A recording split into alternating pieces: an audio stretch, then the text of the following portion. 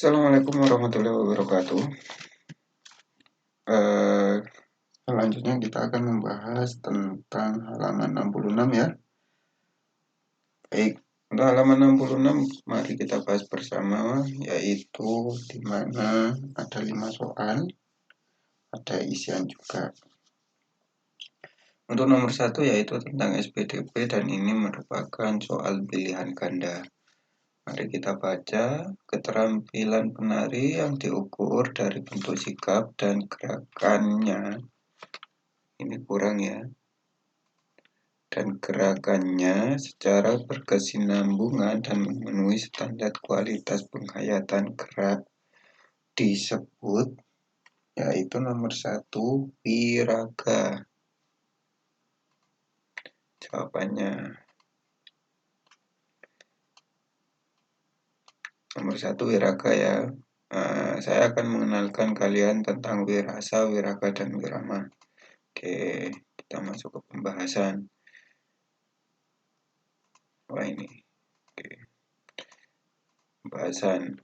Nah, sebenarnya pada unsur tari atau seni tari itu ada dua unsur. Yang pertama yaitu unsur utama dan ada unsur pendukung. Unsur utama itu terdiri dari wiraga, wirasa, dan wirama. Wiraga adalah keterampilan penari yang diukur dari bentuk sikap dan gerakannya secara berkesinambungan dan memenuhi standar kualitas penghayatan gerak. Nah, itu pengertian wiraga ada pada halaman 62 di LKS. Wirasa adalah berkaitan dengan misi yang dibawakan tarian yang akan disampaikan kepada penonton. Itu pengertian dari wirasa. Dan tidak perlu ditulis ya, karena ini sudah ada di LKS halaman 62. Bisa kalian lihat itu ada unsur utama seni tari. Yang terakhir wirama. Wirama merupakan kemampuan penari dalam penguasaan irama, baik berhubungan dengan gerak maupun dengan musiknya. Itu adalah wirama, jadi kemampuan penari untuk menyesuaikan gerakan dengan musiknya. Nah, kalau unsur pendukung ini ada 4, ada ragam gerak, ragam iringan, rias dan kostum, pola lantai atau blocking. Untuk pengertiannya bisa kalian baca di halaman 63 bagian atas, ada unsur pendukung seni tari. Jadi tidak perlu saya jelaskan satu persatu ya, bisa kalian lihat di LKS masing-masing. Oke, selanjutnya yaitu unsur pendukung seni tari ditunjukkan pada nomor. Nah, sudah kita bahas ya, kostum ya unsur pendukung, bukan unsur utama kan. Ini pertanyaan unsur pendukung seni tari itu. Wirasa ini unsur utama, tentu bukan. Tata rias, ya pola lantai juga termasuk unsur pendukung. Berarti jawabannya yaitu, saya kasih warna yang berbeda, 1, 3, dan 4. Ini jawaban untuk nomor 2. Untuk nomor 3 kita bahas lagi. Pemerintah Indonesia mengakui 6 agama yang ada di Indonesia. Agama tersebut adalah, sebenarnya ada yang mengatakan 6, ada yang 5 ya. Kenapa kok bisa 6 Pak? Sebenarnya itu 5 saja, biar lebih enak. Yang pertama yaitu ada orang Islam dengan ada mempunyai masjid dan Al-Quran. Ada orang Hindu ini ya yang mempunyai pura. Kemudian ada orang Buddha dan ada orang Konghucu. Yang terakhir adalah kaum Kristen. Nah, kaum Kristen ini dibagi menjadi 2. Ada Kristen Protestan dan ada Kristen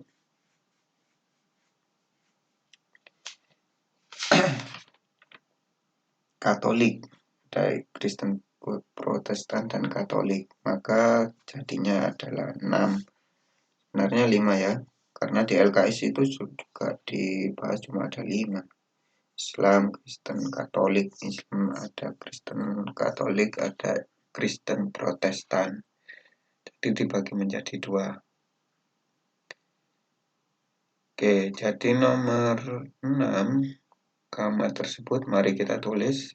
Yang pertama Islam, saya kasih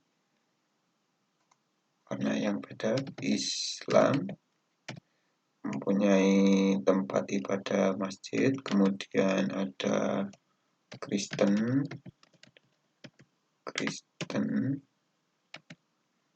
Katolik, kemudian ada Kristen Protestan,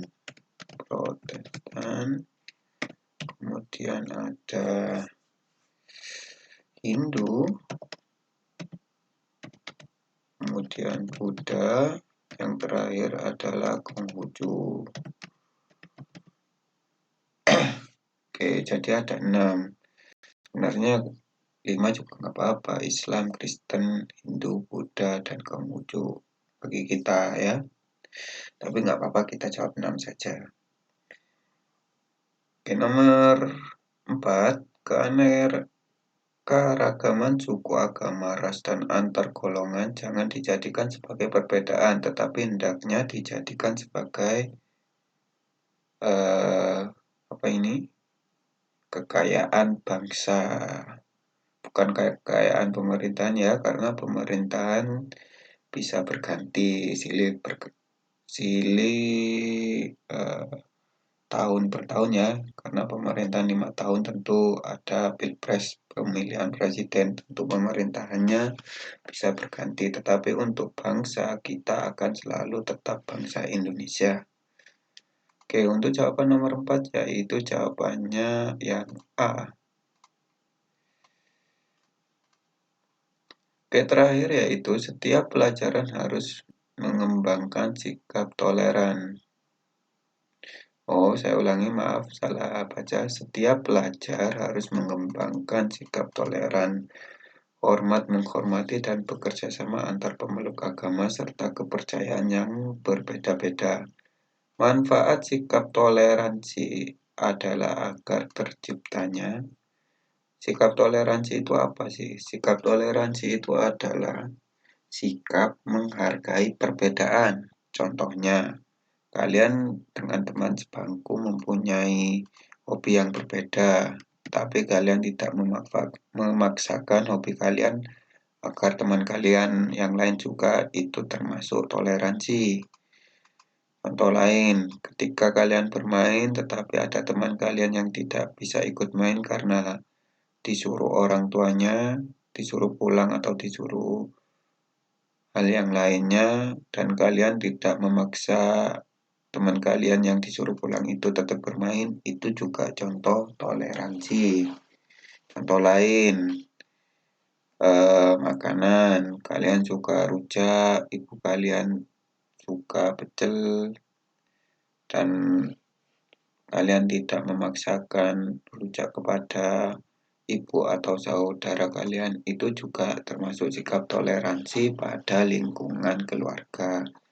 Nah, jadi manfaat toleransi adalah agar terciptanya, ya jawabannya sudah jelas ya, A. Kerukunan hidup. Oke, kita jawab dulu. Tidak mungkin dengan sikap toleransi akan terjadi saling menghujat, nggak mungkin. Atau saling membenci, tentu tidak mungkin. Karena satu yang dengan yang lain saling memahami dan saling menghargai. Iri dan dengki juga tidak mungkin. Oke, segitu saja jawaban dan pembahasan dari halaman 66. Demikian dari saya. Apabila ada salahnya, mohon maaf yang sebesar-besarnya. Assalamualaikum warahmatullahi wabarakatuh.